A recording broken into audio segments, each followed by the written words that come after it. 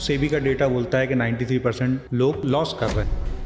एक 100% पॉडकास्ट जिसकी कीमत 10-20 हज़ार 50 हज़ार नहीं है, उसमें तो आपको आदमी तजुर्बे वाला चाहिए। हाँ, और जहां आप अपनी जीवन की पूंजी लगा रहे हैं वहां कोई तजुर्बा ही नहीं है आपको। वो टेलीग्राम पे आपको मैसेज कर करके 2-2 हज़ार मांग रहा है। वो आदमी जो आपसे 2 हज़ार कह रहा है कि 2 हज़ार दो और 4 घंटे में मेरे से 5 हज़ार ले लो या 10 हज़ार ले लो, क्या उसके पास अपने 2 हज़ार भी नहीं है? अब किसी युवा ने अच्छा पैसा कमा लिया किसी भी दूसरे माध्यम से, अब वो उस पैसे को बनाना और बढ़ाने में आप कैसे उनको एजुकेट करना चाहेंगे?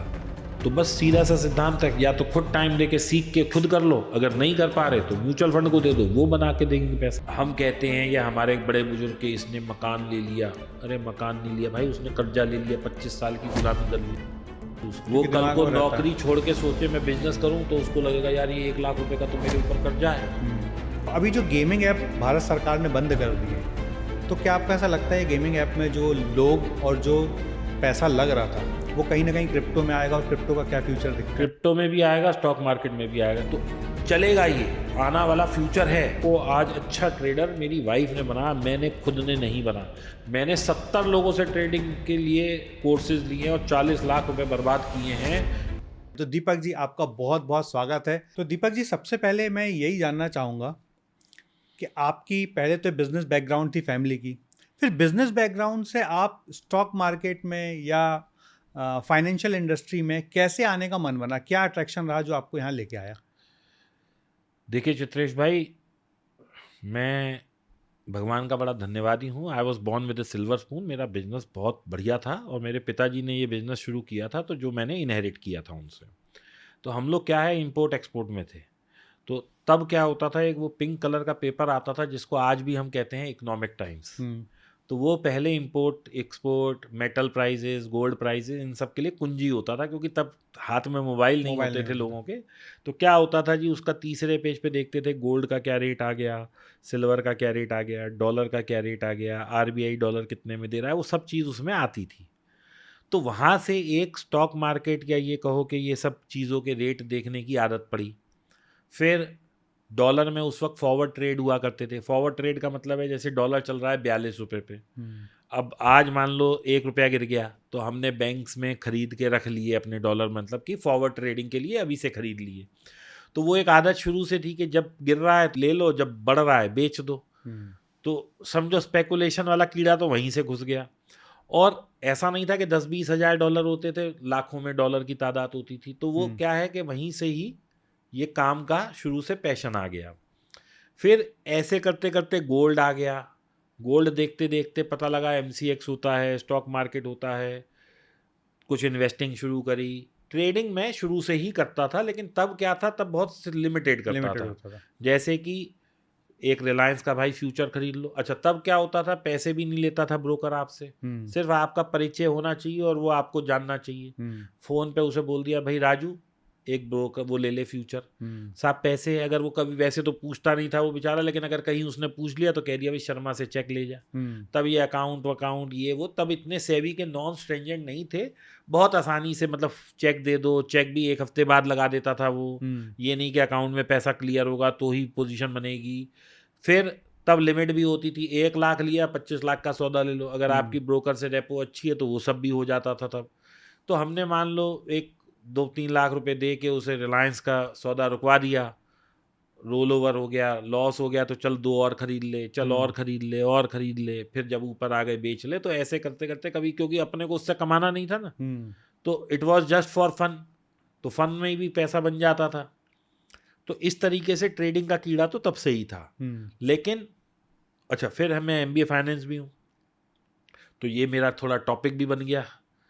अब हुआ क्या कि जब मेरा 2012 में मैंने बिजनेस को वाइंड अप करना शुरू किया, तो मैंने कई बिजनेसेस में हाथ डाला, जिसमें रेस्टोरेंट था, रियल स्टेट था, बिल्डर भी बन गए हम, क्योंकि बिल्डर बनना सबसे आसान काम है। भाई एक प्लॉट लो, बना दो, बेच लो। लेकिन वो अपनी रेपुटेशन को थोड़ा सा मतलब सूट नहीं कर रहा था। तो कई धंधे करने के बाद समझ आया कि भैया ये सबसे बढ़िया है। क्यों? क्योंकि बिजनेसेस में तब प्रॉब्लम्स बहुत थी। आज जैसे मोदी जी ने आके बिजनेसेस को बहुत ज़्यादा स्ट्रीमलाइन कर दिया है, तब क्या होता था, सेल टैक्स होता था, महीने में 2 बार सेल टैक्स में दिन खराब ही होता था। एक्साइज एक वो अपने आप में मतलब हुआ होता था, डरते थे लोग उससे। फिर उसके बाद कभी बिजली की डिपार्टमेंट की ये, कभी वो। आज क्या है, चीज़ें डिजिटल होने से Smooth हो आज गए। की यूथ ने तो वो सब जमाने और परेशानियां देखी नहीं देखी है। नहीं। और चित्रेश भाई मैं आपको बताऊं, मान लो जैसे मैं गाजियाबाद में मेरी फैक्ट्री थी और मेरे को बॉम्बे से किसी को कोई माल बनाना था, तो एक दिन तो मेरा पूरा पेमेंट को ट्रांसफ़र करने में लग जाता था। कैसे? पहले सुबह हम चेक लिख के देते थे, टू योर सेल्फ ड्राफ्ट फलाना ढिमकाना, वो हम जाके 10 बजे जमा करा के आते थे। 2:30 बजे वहाँ से ड्राफ्ट मिलता था, उसकी फ़ोटोकॉपी उसको फैक्स करते थे। फिर इस ड्राफ्ट को कुरियर करते थे। 3 दिन में उसे या 2 दिन में कुरियर मिलता था। वो ड्राफ्ट डालता था, 3 दिन बाद उसको पैसा मिलता था। फिर वो माल डिस्पैच करता था, माल आता था। आजकल तो क्या है कि आपने बॉम्बे दिया, तीसरे दिन आ गया। तब तो वो जयपुर गोल्डन और ये ट्रांसपोर्ट कंपनियां होती थी, 10-10 दिन में माल आता था, बिल्टी छुड़ानी होती थी। उसमें भी कहीं सेल टैक्स ने रास्ते में पकड़ लिया, तो अब हम भागे जा रहे हैं कि भाई इसमें ये सेल टैक्स नंबर ठीक नहीं है या फलाने ने कुछ सही नहीं डाला। फिर सेल टैक्स में एक सिस्टम होता था, सेल अगेंस्ट फॉर्म सी, यानी कि वैसे आपका टैक्स लगता था 10%, सी फॉर्म के अगेंस्ट में 4% लगता था, तो वो सी फॉर्म भेजना पड़ा। मतलब business was full of problems. तो 2012 में मैंने ये आइडेंटिफाई किया, भाई मुझे ये प्रॉब्लम्स अपनी लाइफ में नहीं चाहिए। तो ट्रेडिंग क्या है, जितना मर्जी पैसा डाल लो, जितना मर्जी निकाल लो, क्लिक ऑफ माउस में करोड़ों अंदर, क्लिक ऑफ माउस में करोड़ों बाहर। ईज ऑफ डूइंग बिजनेस सब नंबर 1 है। कोई ये नहीं कि कैश पैश ये वो टीम टाम कुछ भी करना पड़े। बिजनेस में तो आपको कितनी चीज़ें एडजस्टमेंट करनी पड़ती थी उस टाइम में। लोग कहते थे साहब टैक्स बहुत ज़्यादा है, ये है वो है, मतलब दुनिया जहान की प्रॉब्लम्स थी जो कि हैंडल करना मुश्किल होता था। आज की तरह बिजनेस इतने ईज ऑफ नहीं थे। आज तो आपने अपना टैक्सी में गए, उसको भी आपने यूपीआई कर दी। तब कहाँ बिना पैसे यूपीआई के होती थी? घूमते रहो, कोई बस समस्या नहीं। तब जेब में आदमी, अगर मेरे को बॉम्बे जाना होता 2 लाख रुपए जेब में लेके जाने पड़ते थे। क्यों भैया, खर्चा कैसे करेंगे? अब तो आपका मोबाइल साथ में है तो यू आर किंग। तो बहुत चीज़ें ईज आउट हो गई हैं। तो इसलिए मैं स्टॉक मार्केट में आया, क्योंकि मुझे ये था कि मुझे इन सब परेशानियों में हैंडल नहीं करना है। सर बहुत सारे यूथ जब आज इन्वेस्टमेंट करते हैं शेयर बाज़ार में, बाकी लोगों को कमाते देखते हैं, तो सेबी का डेटा बोलता है कि 93% लोग लॉस कर रहे हैं। तो यदि आज आप 25 साल के होते इसी एक्सपीरियंस के साथ, तो आप शेयर मार्केट में कैसे शुरुआत करते हो और 25 साल का युवा कैसे कर सकता है? देखिए, अभी आपने एक वर्ड यूज़ किया, इन्वेस्टमेंट। इन्वेस्टमेंट क्या होता है? जो करने के बाद हम लंबे समय तक रुक सकें। करने से पहले जिसके बारे में हम जानकारी लें। आज स्टॉक मार्केट में क्या हो रहा है, कोई भी युवा है या कोई पुरुष है, बल्कि मैं तो अभी आज आने से पहले ही एक इंस्पेक्टर साहब से मिल के आया हूँ। उन्होंने कहा साहब मैंने अपनी ज़िंदगी में जितना कमाया उतना जो है स्टॉक मार्केट को दे दिया। मेरे को बहुत सारे फौज के लोग मिलते हैं, बहुत सारी टीचर्स मिलती हैं। तो लोग क्या है, अनअवेयरनेस में पैसा लगा रहे हैं, अवेयर नहीं है, ज्ञान नहीं ले रहे। अवेयर तो हैं, ज्ञान नहीं ले रहे। आज चित्रेश भाई, हम ये आपने स्टूडियो बनाया इतना सुंदर, बहुत बढ़िया। आपने पहले 4 जगह जाके देखा होगा ना कि भाई ऐसा है। ये कैमरा लिया तो आपने 4 जो पॉडकास्ट वाले होंगे उनसे पूछा होगा। ये भैया खड़े हैं जो अपना जो फोटो ले रहे हैं, आपने ये सोचा होगा यार इसको ले लेते हैं साथ में, इसको तजुर्बा है। ये वर्ड यूज़ किया होगा 100% है। एक पॉडकास्ट जिसकी कीमत 10-20 हज़ार 50 हज़ार नहीं है, उसमें तो आपको आदमी तजुर्बे वाला चाहिए। और जहां आप अपनी जीवन की पूंजी लगा रहे हैं, वहां कोई तजुर्बा ही नहीं है आपको, वहां कोई नॉलेज ही नहीं है। आज क्या होगा, अपन ये पॉडकास्ट कर रहे हैं, माइक में आवाज नहीं आई, खराब हो गया, मैं दोबारा आके दे जाऊंगा। इसके लिए तो आप तैयार नहीं है। आपको एक्सपीरियंस्ड आदमी चाहिए, नॉलेजेबल आदमी चाहिए। और जब आप अपनी जीवन का 1 लाख 2 लाख 5 लाख 10 लाख 50 लाख लगा रहे हैं, तो आपको नॉलेज नहीं चाहिए। आप सुनी सुनाई बातों पे विश्वास कर रहे हैं। आज मैं आपसे कहूँगा मुझे 25,000 रुपये उधार दे दो, मेरे भाई 3 मिलियन फॉलोअर हैं, इतना मैं समाज में मेरी रेपुटेशन है, आप 25,000 नहीं दोगे मुझे, कहोगे पता नहीं देगा या नहीं। और दोगे भी तो ये सोचोगे यार मान लिया डूब जाए, आ गए तो ठीक है। वैसे आपके लिए तो 25-50 करोड़ भी छोटी रकम है हमारे लिए। मैं एक उदाहरण दे रहा हूँ चित्रेश भाई के, सवाल क्या है कि हम लोग छोटी छोटी चीज़ों में तो बुद्धि का प्रयोग करते हैं, पूरा इस्तेमाल, लेकिन जहां हमें वाकई करना चाहिए वहां हम बुद्धि को बिल्कुल साइड में रख देते हैं। अब किसी युवा ने अच्छा पैसा कमा लिया किसी भी दूसरे माध्यम से, अब वो उस पैसे को बनाना और बढ़ाने में आप कैसे उनको एजुकेट करना चाहेंगे कि उस पैसे को देखिए लगातार बढ़ा हाँ, सके? मेरा सीधा कहना है, या तो आप अपने आप को एजुकेट करें, कोर्सेज करिए, सीखिए, और उसके बाद आप स्टॉक मार्केट में डायरेक्ट आइए। अगर आपके पास ये क्षमताएं नहीं है सीखने की, समय नहीं देना चाहते, तो आप अपना पैसा फंड मैनेजर को दे दीजिए म्यूचुअल फंड के माध्यम से। ओके।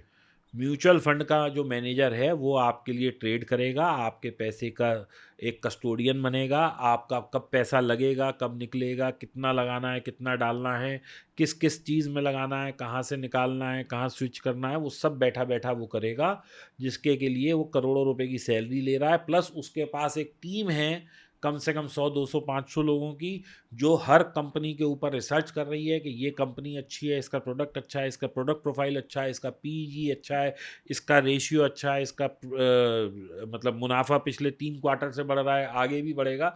सब चीज़ की रिसर्च होती है उनके पास। कोई मन मर्जी का मालिक नहीं है वहाँ, क्योंकि they are answerable to public, they are answerable to their government management. Also. ठीक है ना? बाजार बढ़ेगा, आपका पैसा बढ़ेगा। तो बस सीधा सा सिद्धांत है, या तो खुद टाइम दे के सीख के खुद कर लो, अगर नहीं कर पा रहे तो म्यूचुअल फंड को दे दो, वो बना के देंगे पैसा, वेल्थ आपकी बन जाएगी। वेल्थ ही तो बनानी है। और बराबर। मेरा तो सीधा कहना है भाई, अगर शेर का मांस खाना है तो जरूरी थोड़ी है शिकार खुद करना है। ठीक बात है। बस सिंपल सी भाई साहब, इसमें कोई इफ एंड बट नहीं है। If you want to earn money, you don't have to have that particular knowledge. आपके लिए दूसरे काम कर रहे हैं, 2-5% कम ही तो कमाओगे, तो वो तो फीस लगनी है ना भाई। सर, हर दौरे में कुछ कुछ ट्रेंड चलते हैं। ऐसे आज से 30-40 साल पहले मल्टी लेवल मार्केटिंग का बड़ा ट्रेंड था, फिर उसके बाद इन्वेस्टमेंट प्लानों का बड़ा ट्रेंड आया, फिर उसके बाद गेमिंग ऐप का बड़ा ट्रेंड आया, अब क्रिप्टो का ट्रेंड आ रहा है देश में, ऐसा लग रहा है। तो अभी जो गेमिंग ऐप भारत सरकार ने बंद कर दिए हैं, तो क्या आपको ऐसा लगता है गेमिंग ऐप में जो लोग और जो पैसा लग रहा था वो कहीं ना कहीं क्रिप्टो में आएगा, और क्रिप्टो का क्या फ्यूचर दिखता है? क्रिप्टो में भी आएगा, स्टॉक मार्केट में भी आएगा। कि उसको, जिसको जुआ खेलने की आदत पड़ गई, जिसको गेम ऑफ स्किल्स की आदत पड़ गई भाई, वो तो फिर कहीं ना कहीं पैसा लगाएगा ना। तो उसको वो पैसा स्टॉक मार्केट में भी आएगा, क्रिप्टो में भी आएगा। क्रिप्टो में ये कहता हूँ कि आपकी जो डिस्पोजेबल इनकम है, the income that you are ready to lose, यानी कि अगर आप 1 लाख कमाते हैं, आप 2,000 रुपये तैयार हैं कि बस मैं गया और मैं ये खाना खाया रेस्टोरेंट में, भूल गया, अगले दिन याद भी नहीं रहा, उतना ही पैसा सिर्फ आप क्रिप्टो में डाल दीजिए। बनना होगा तो यही करोड़ों बन जाएगा, डूबना होगा तो यही ज़ीरो हो जाएगा। इंडिया में भी अभी गवर्नमेंट ने ये बोला इसे बंद मत करो, रेगुलेट करो, लेकिन इसमें बहुत सारे ग्रे एरियाज हैं अभी। तो चलेगा, ये आना वाला फ्यूचर है। और ये जो बिटकॉइन हमें यहाँ दिख रहा है अभी 1 करोड़ रुपए का, मैंने वो दिन भी देखा है जब ये 1.5 लाख का था। कोई बहुत पहले की बात नहीं है, 10 साल पहले की बात है। तो वहाँ से ये 1 करोड़ आ गया, यहाँ से 10 करोड़ भी जा सकता है भी, और ये ज़ीरो भी हो सकता है, क्योंकि मैंने इसे अपनी ज़िंदगी में ही 3,000 से 1,500 आते देखा है, 14,000 से 3,000 आते देखा है, 20,000 से 4,000 आते देखा है, 40,000 से 15,000 आते देखा है, फिर 60,000 से 30,000 आते देखा है। तो ये 50-60% गिरना कोई बड़ी बात नहीं है। तो ये दोबारा से 1 लाख से 40-50,000 डॉलर आ जाए तो कोई अचंभे की बात नहीं है, और भी ज़्यादा गिर जाए।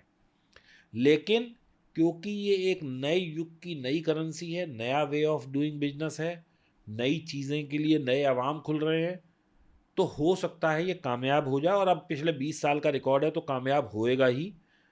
तो आप इसमें उतना पैसा डालें जितना आप खोने को तैयार हैं। अगर करोड़ों बनना होगा तो ये 2-3-5 हज़ार रुपये मंथली, या 50,000 रुपये साल का, या लाख रुपए साल का भी बन जाएगा करोड़ों, कोई बड़ी बात नहीं है, क्योंकि पीछे बना ही है ना। ठीक बात है। सर, आज से कुछ साल पहले शेयर मार्केट में बहुत चुनिंदा लोग काम करते थे, अब बहुत यूथ भी शेयर मार्केट में आ गया। तो इससे इंडिया की ग्रोथ का क्या ट्रेंड दिखता है, और जो आज निवेश करेगा उसको अगले 5-10 साल में आपको क्या लगता है कैसे वेल्थ क्रिएट कर पाएगा? देखिए, वेल्थ क्रिएट तो तब होती है जब आप निवेश करते हैं। तो निवेश अलग चीज़ है, ट्रेडिंग अलग चीज़ है, 2 अलग अलग चीज़ें हैं। ट्रेडिंग में मतलब आप खरीद रहे हैं, बेच रहे हैं, खरीद रहे हैं, बेच रहे हैं, खरीद रहे हैं, बेच रहे हैं। और इन्वेस्टमेंट का मतलब है आज आपने लगा दिया, 2-5 साल वेट किया, पैसा बढ़ गया, फिर यहाँ से निकल के फिर यहाँ लगा दिया, फिर वेट किया। जैसे ज़मीन खरीदते हैं आप, या दुकान खरीदते हैं, प्रॉपर्टी लेते हैं, तो उस तरह से निवेश होता है। ट्रेडिंग में ये है जल्दी घुसो जल्दी निकलो, जल्दी घुसो जल्दी निकलो, इसमें लोगों का लॉस ज़्यादा होता है। मतलब ये जो 93% का आंकड़ा गवर्नमेंट बोलती है, ट्रेडिंग ये का ट्रेडिंग वाले ही जी।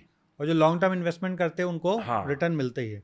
अब इसमें भी कुछ सारे कंसेप्ट हैं जो लोगों को याद रखने चाहिए। हमें अच्छी कंपनियों में पैसा लगाना है, छोटी मंझोली कंपनियों में पैसा कम लगाना है या नहीं लगाना है। अगर हमें एक्सपीरियंस और नॉलेज नहीं है तो हमें नहीं लगाना। दूसरा, ऐसा नहीं है कि जो टॉप कंपनी है वो भी ज़ीरो नहीं होती, वो भी होती है। मैं आपको 5-6 चंद उदाहरण दे देता हूँ।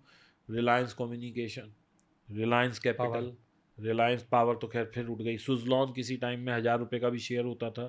यूनिटेक का शेयर मैंने अपने हाथ से 9500 में ट्रेड किया है। एडुकॉम का शेयर 16,000 का शेयर होता था। आज की तारीख में उनके सुपड़े साफ हैं, कंपनियों के अस्तित्व भी नहीं है। ठीक है ना। तो इसलिए ऐसा नहीं है कि आप जिस कंपनी को चूज करें वो ज़ीरो नहीं हो सकती। येस बैंक देखिए कितना प्रोमिनेंट प्रॉमिसिंग बैंक था, आज की तारीख में कहाँ उसका शेयर है। तो ये कहीं किसी ने नहीं कहा कि अच्छी कंपनी हमेशा अच्छी रहेगी, खराब नहीं होगी, या खराब कंपनी कभी अच्छी नहीं बनेगी। हमें क्या करना है, कभी भी अपना पैसा एक पर्टिकुलर कंपनी में नहीं लगाना।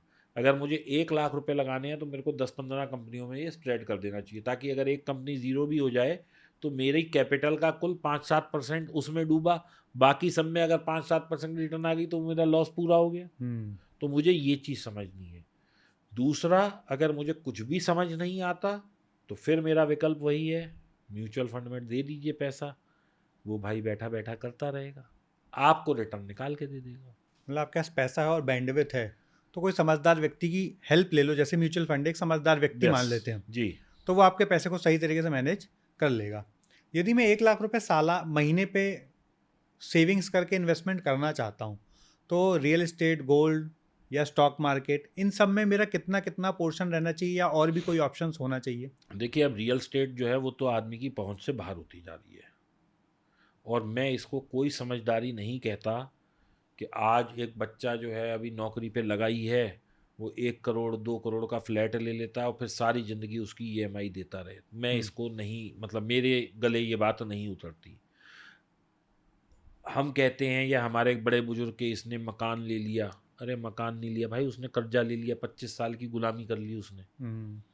अब वो सारी ज़िंदगी कोई बड़े डिसीजन नहीं ले पाएगा। क्यों नहीं ले पाएगा? वो क्योंकि कल दिमाग को वो रहता है। नौकरी छोड़ के सोचे मैं बिजनेस करूं तो उसको लगेगा यार ये 1,00,000 रुपए का तो मेरे ऊपर कर्जा है। तो इसलिए मैं उसको तो कहता ही नहीं कि वो इन्वेस्टमेंट है। लोग सोचते हैं घर की छत ले ली, मैं कहता हूँ भैया तुमने अपनी आने वाली नींदें उड़ा दी। छत तो ले ली, नींदें उड़ा दी, तो ऐसी छत का भी क्या फ़ायदा जहाँ सो ही ना पाऊँ मैं।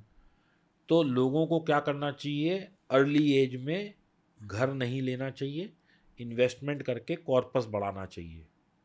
जब वो कॉर्पस एक अच्छे साइज़ का बन जाए तो आप उससे घर लीजिए, या उस पैसे को फिर काम पे लगाइए ताकि आपके रिसोर्सेज ऑफ इनकम डबल हो जाए। ठीक है ना। तो इस तरह के बहुत सारे विकल्प हैं जो आप कर सकते हैं। शुरू के 2-5-10 साल की नौकरी में गाड़ी तो चलो आजकल भाई एक मजबूरी है, हर आदमी को ऑफिस जाना है, उसमें भी कोई मर्सिडीज़ और BMW और 1 करोड़ों की गाड़ी ना लेके छोटी से, अगर आपका मन की संतुष्टि और काम चल सके तो वहां लेके उस पैसे को काम पे लगा दो। काम पे लगा दो थोड़ा सा और यदि आप काम को लगा दो डिफाइन कर मतलब दें। म्यूचुअल फंड ले लो, पैसा काम पे है। ठीक आप है। घर पे छुट्टी मना रहे हो, पैसा आपका लगा पड़ा है काम पे, तो ये काम पे लगना हो गया। FD करा दो, गोल्ड खरीद लो, गोल्ड बढ़ेगा, आपका पैसा काम पे है। तो मैं वही समझना चाहता हूँ, जैसे 1,00,000 रुपए कोई हर महीने सेविंग करता है तो उसको गोल्ड में कितना निवेश करना चाहिए, या हाँ आप आइडियली हाँ, कितना निवेश मैं करते बताता हूँ। अगर आप 1,00,000 रुपए का सेविंग करना वाले हैं तो आप 20 से 30% पैसा लगाइए म्यूचुअल फंड्स में। बहुत बढ़िया। ठीक है, 20 से 30% या 20% पैसा करीब आप रखिए FD में। ये पैसा वो है कि मुझे कभी हारी बीमारी हो गई, पापा को ज़रूरत पड़ गई, मम्मी को पड़ गई, मेरा एक्सीडेंट हो गया, गाड़ी का एक्सीडेंट हो गया, मुझे कभी कहीं जाना पड़ गया, मेरी वाइफ ने कहा जी हॉलीडे मना आते हैं, तो ये FD तोड़ाओ क्योंकि सबसे कम लॉस है इसमें।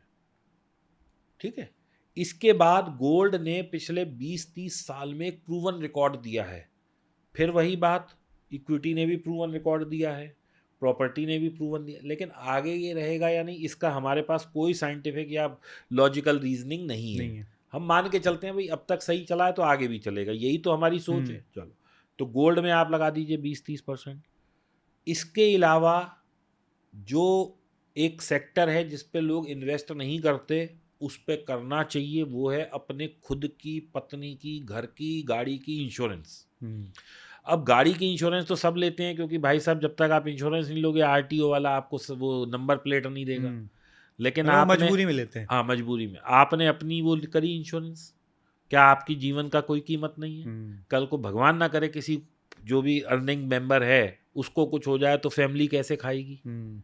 तो इंश्योरेंस पे जो भी पैसा लगे, मुझे नहीं पता आपकी एज के हिसाब से लगता है, जितनी जल्दी 18 साल 20 साल में जो आप एक टर्म इंश्योरेंस ले लेंगे वही आपका प्रीमियम लाइफ लॉन्ग रहता है। तो इंश्योरेंस पे आप खर्चा करिए। इसके अलावा अगर आप 1 लाख रुपए डाल रहे हैं, थोड़ा सा पैसा अपना सेविंग्स बैंक अकाउंट में रखिए, जो रोज़मर्रा की ज़िंदगी में एलिवेशन ऑफ एक्सपेंसेस में आपके काम आएगा। तो इस तरीके से आप अपना स्प्लिट कर बना के रखिए। स्टॉक मार्केट से, डायरेक्ट स्टॉक मार्केट से दूर रहिए, म्यूचुअल फंड को कम कर दीजिए, सोने को कम कर दीजिए, थोड़ा सा इंश्योरेंस बढ़ा दीजिए, ये सब आपस में जगलरी करते रहिए। तो इसमें क्या हुआ, आपने एफडी में भी डाल दिया, सेविंग्स में भी रख दिया, गोल्ड में भी कर दिया, म्यूचुअल फंड में भी कर दिया, तो आपका स्प्रेडेड है पैसा। जब ये पोर्टफोलियो 50-60 लाख 1 करोड़ हो जाए, इसकी कोई ज़मीन खरीद लीजिए। ज़मीन भी वो खरीदिए जहाँ से इमीडिएट किराया आना शुरू हो, या कोई खेत वेत की ज़मीन लीजिए जो मुझे पता है कि आने टाइम में मल्टीफोल्ड बढ़ सकती है। शहरों में मकान लेना जहाँ ऑलरेडी 50,000 रुपये फुट, 40,000 रुपये फुट या 20,000 रुपये फुट पहुंच चुका है, इस पे ग्रोथ का स्कोप बहुत कम हो जाएगा। ज़मीनों पे ज़्यादा हो जाता है। ज़मीनों पे ज़्यादा हो जाता है। सर अभी दोनों मेंबर अर्निंग का बड़ा ट्रेंड चल रहा है, और कहीं ना कहीं इससे जो होने वाली संतान होती हैं उनकी लाइफ में इम्पैक्ट क्रिएट होता है। जैसे आपके हमारे समय में माताजी लोग अधिकतर काम नहीं करती थी, तो हमारे ऊपर पूरा ध्यान उनका रहा, क्या खा रहा है, क्या पी रहा है, कैसे घूम रहा है। तो स्ट्रेस, एंजाइटी, डिप्रेशन जैसे शब्द बड़े कम मिलना सुनने मिलते थे। तो क्या ये ट्रेंड हमें अडॉप्ट करना चाहिए, या इस पर कोई बड़ा रेवोल्यूशन चेंज होना चाहिए आपके हिसाब से? क्योंकि आपके भी 2 बच्चे हैं, दोनों से मिला हूँ मैं। देखिए जी, ऐसा है कि पत्नी सहभागी हो तो कोई बुराई नहीं है, बस आपस में आप दोनों की कंपेटेबिलिटी अच्छी होनी चाहिए।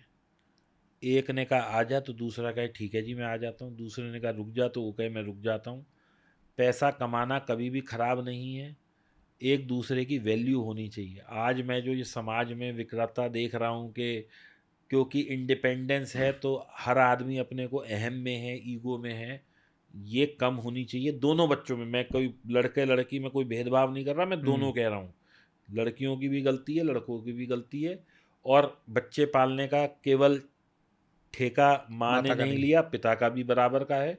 अगर दोनों वर्किंग हैं तो फिर आप ये मान के चलिए कि आप अपने बच्चे को कहीं ना कहीं इग्नोर तो कर रहे हैं। ये तो आप एक माँ जो 24 घंटे अपने बच्चे को दे रही है और एक माँ जो सिर्फ 8 घंटे दे रही है, ये तो आप नहीं कह सकते कि I am also taking full care. नहीं, कहीं ना कहीं कुछ तो है मिसिंग, जो आप टाइम के रूप में उसे मिस कर रही हैं।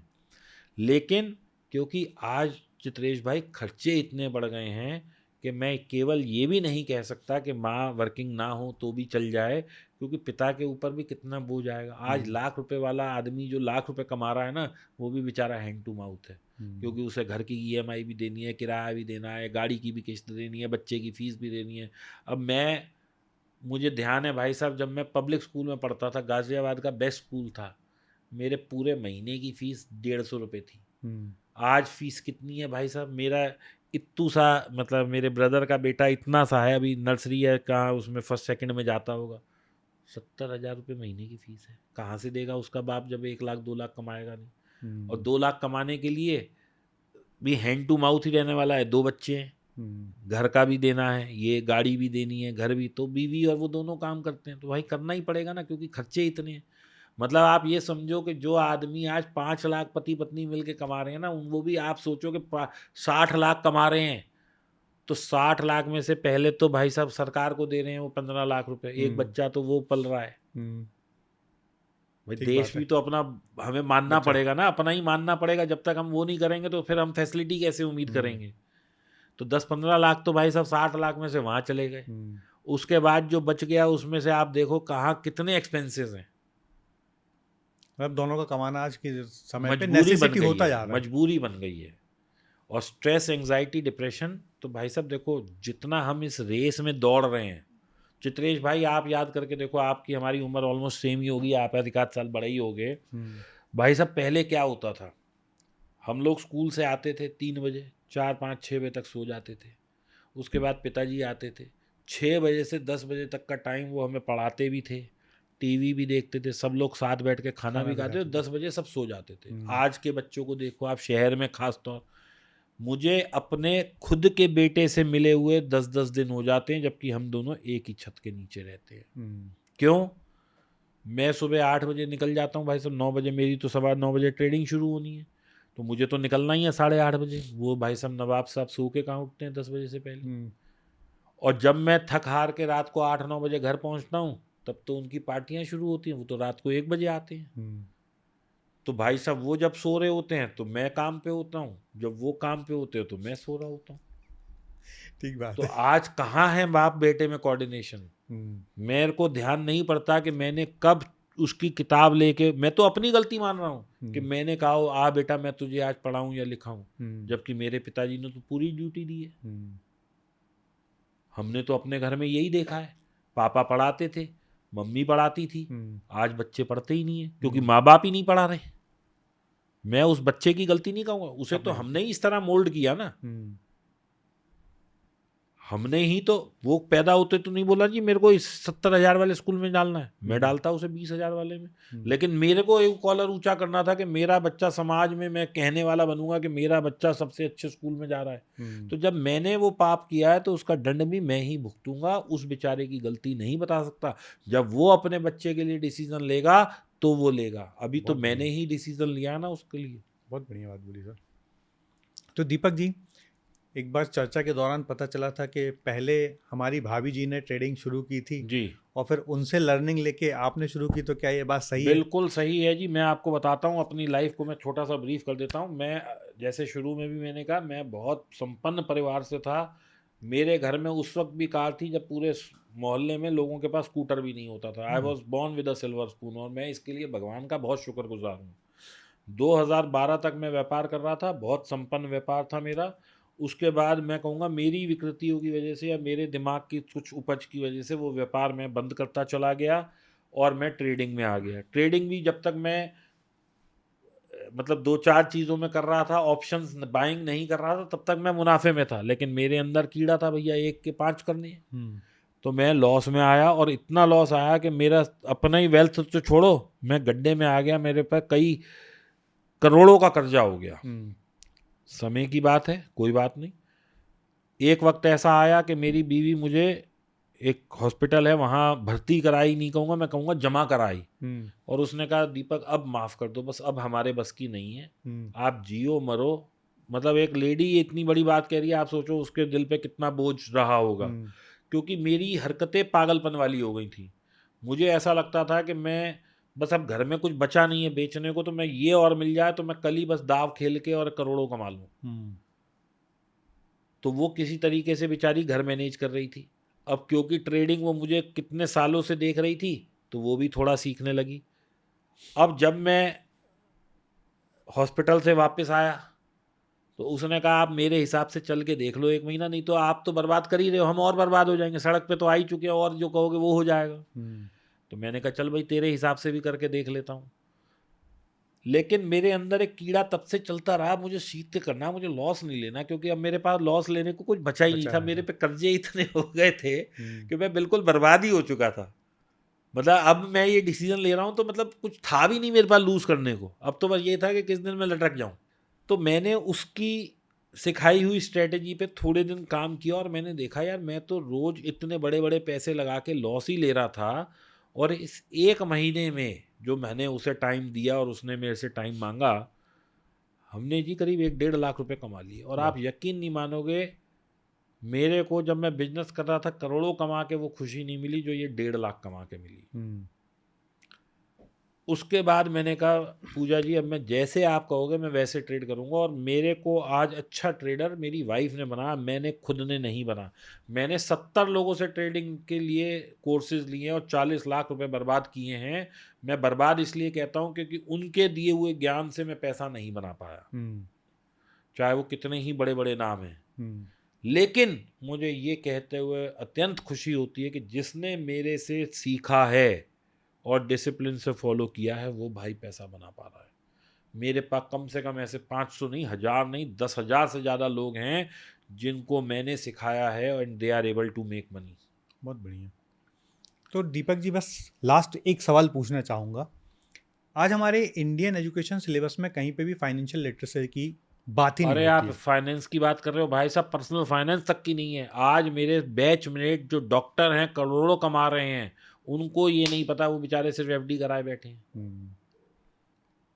तो कहीं है ही नहीं सिस्टम में कोई बात। तो थोड़े दिन के लिए आपको एजुकेशन मिनिस्टर बना दिया अरे नहीं जाए, भाई साहब, मैं तो बस या माफी एजुकेशन चाहूंगा। मिनिस्टर का सलाहकार बना दिया जाए। तो मैं सबको ये सलाह दूंगा, जैसे एक सरकार ने बहुत अच्छा इनिशिएटिव लिया है, सेक्स एजुकेशन को इंडल्ज किया है एजुकेशन सिस्टम में, ऐसे ही फाइनेंशियल लिटरेसी को भी करना चाहिए। उसमें और कुछ नहीं तो लोगों को ये विकल्प पता हो बच्चों को कि भाई हम जब कमाएंगे तो इस पैसे को कहाँ कहाँ निवेश कर सकते हैं। दूसरा, मैं आज हर जगह जाके कहता हूँ, आपके माध्यम से भी कहना चाहूँगा, दोस्तों किसी के हाथ में जादू की छड़ी नहीं होती। बहुत सारे स्कैम चल रहे हैं। अभी तो पहले, आज से 1 महीने पहले तक आप किसी को फ़ोन करें तो पहले फाइनेंस मिनिस्ट्री की तरफ से आता था कि स्कैमस्टर से बचें, ऑनलाइन साइबर स्कैम से बचें। दोस्तों कहीं नहीं होता कि आप किसी को 2000 दें और वो आपको 10,000 दे या 4000 दे। अगर आप लोग बस एक बार अपने दिमाग की बत्ती ये जला लो कि वो आदमी जो आपसे 2000 कह रहा है कि 2000 दो और 4 घंटे में मेरे से 5000 ले लो या 10,000 ले लो, क्या उसके पास अपने 2000 भी नहीं है? वो पहले घंटे में 2000 के 10,000 करे, फिर अगले 2 घंटे में 10,000 के कितने करेगा? 50,000। 50,000 के कितने करेगा? 2.5 लाख। 2.5 लाख के कितने करेगा? 12.5 लाख। 24 घंटे खत्म। यानी 2000 के 12.5 लाख हो गए उसके। सिर्फ 15 दिन में वो दुनिया का सबसे बड़ा आदमी बन जाएगा, अगर वो इस स्पीड से करना जानता होता तो। वो टेलीग्राम पे आपको मैसेज कर करके 2-2 हज़ार मांग रहा होता। भाई साहब ये 2-2, 5-5, 10-10, 50-50 हज़ार भी बचा लो, क्योंकि ये आपको सिर्फ लूट रहा है और कुछ नहीं कर रहा। सर बस लास्ट एक सवाल पूछूंगा। ऑप्शन पुट्स को थोड़ा सा सरल भाषा में समझा दें। हाँ, और उसको क्यों करना चाहिए और क्यों नहीं करना चाहिए, वो एक सरल भाषा में आप। ऑप्शंस क्या होते हैं पहले हम ये समझ लेते हैं। क्या हुआ, जब बड़े लोग काम कर रहे थे तो अगर कोई, हमने मान लिए किसी कंपनी का शेयर लिया, वो नीचे आ गया, तो नीचे आ गया तो अब हम तो डिपेंडेंट हैं उस पर। तो उन्होंने क्या सोचा, एक ऑप्शन नाम की चीज़ बनाई जाए जिससे कि हम इसको हेज कर सकें। हेजिंग, बैलेंस कर सकें, मतलब बीमा ले सकें। बैलेंस कर सकें। नहीं, बीमा ले सकें। बीमा ले सकें, ओके। देखिए बीमा क्या होता है, आपने गाड़ी खरीदनी है, आप बीमा पहले लेते हो, बाद में गाड़ी खरीदते हो। अब आपने मान लो 1 जनवरी को गाड़ी ली, आप 1 साल गाड़ी चला ली, कुछ नहीं हुआ, ये भगवान की दया है। लेकिन आपका एजेंट आपको फ़ोन करेगा, साहब आपकी इंश्योरेंस की एक्सपायरी डेट आ रही है, बीमा ले लो। तो आप एक्सपायरी से पहले बीमा ले लेते हो। तो इसका क्या मतलब है, बीमा हमेशा पहले लेना चाहिए। ठीक है। अब हम लोगों ने क्या किया, उस बीमे के इंस्ट्रूमेंट पे ही खेलना शुरू कर दिया। वो बना था बीमे के लिए और हम तो बीमे पे ही जुआ खेल रहे हैं। तो हमने ये गलती करी। दूसरा, कॉल और पुट आपने पूछा क्या होते हैं, मैं इसको बहुत सरल आसान भाषा में बताता हूँ। कॉल जो होता है वो मार्केट का सगा बेटा है, यानी मार्केट ऊपर जाएगी, कॉल ऊपर जाएगी। पुट जो है मार्केट का सौतेला बेटा है, बाजार ऊपर जाएगा, पुट नीचे जाएगी, बाजार नीचे जाएगा, पुट ऊपर जाएगी। सगा बेटा कॉल, सौतेला बेटा पुट। ये तो उनकी फंक्शनैलिटीज हो गई। दोनों बने रिस्क को मिटिगेट करने के लिए थे, लेकिन लोगों को लगा ये तो भैया ऐसा है कि बहुत बढ़िया इंस्ट्रूमेंट है, लोग डायरेक्ट उस पे ही खेलना शुरू कर दिया, यानी कि बीमे पे जुआ हो गया शुरू। तो लोगों को ये एजुकेशन समझनी पड़ेगी कि भाई ये जुआ नहीं है, सीख के करोगे तो इतना अथार पैसा कमा सकते हो कि इससे ज़्यादा किसी बिजनेस में पैसा भी नहीं है। लेकिन फिर मेरी लाइन को अंडरलाइन करो, सीख के करना पड़ेगा भाई, नहीं तो लॉस ये पूरा 150 करोड़ को भी घुसा सकता है अपने अंदर। बहुत बढ़िया चर्चा रही दीपक जी, बहुत अच्छी बातें आपने बताई। आज हमारे बहुत सारे गेस्टों को, जो यूथ हैं, पैसा कमा रहे हैं और पैसा बना रहे हैं, उनके लिए बड़ी एडवाइस वाली बातें आपने कही। चित्रेश भाई मैं एक चीज़ यहाँ ऐड करूँगा कि दोस्तों आज आप लोग अपने आसपास कोई भी चीज़ को करके देखो या आंखें खोल के एक तजुर्बा करो। तजुर्बा मतलब एक्सपीरियंस करने की कोशिश करो।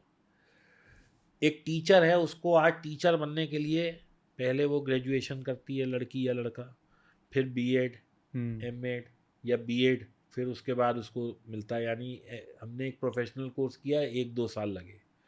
एक सीए लड़का जो सिलेक्ट होता है सीए में, और सीए की डिग्री लेने में 8 साल उसे लग जाते हैं। डॉक्टर आज चित्रेश भाई, मैं अपनी बताता हूँ, मैं किसी और को नहीं कहता, अगर मैं बीमार हो जाऊँ तो मेरी वाइफ, जैसे मान लो मेरे को अभी ये टांग में दर्द होना शुरू हुआ तो हमें ऑर्थोपेडिक के जाना था, तो मेरी बीवी ने क्या किया, एक ऐप कोई भी सी भी खोली, मुझे नहीं पता, उसने पहले आइडेंटिफाई किया कि दीपक ये 5 अच्छे ऑर्थोपेडिक हैं, इनकी स्टार रेटिंग अच्छी है, इसको 20 साल तजुर्बा है, इसको 35 साल है, इसको ये है। फिर हमने कहा इसमें ये एम्स वाला है, इसके पास चलते हैं, मतलब जो एम्स से पास आउट है।